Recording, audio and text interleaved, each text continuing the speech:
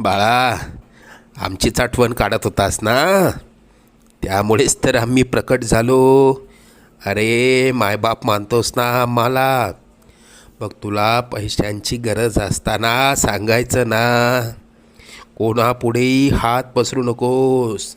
लोक 2-4 हजारांची मदत करतीलही, पण तुझ्या मागे सर्वांना तुझी मजबुरी हसत सांगतील. आता तुला कोणापुढे हात पसरण्याची वेळच येणार नाही. तू आजपर्यंत भरपूर दुःख सहन केलंस. लवकरच तुझ्या रडक्या भाग्यात सुखाचे दिवस येतील.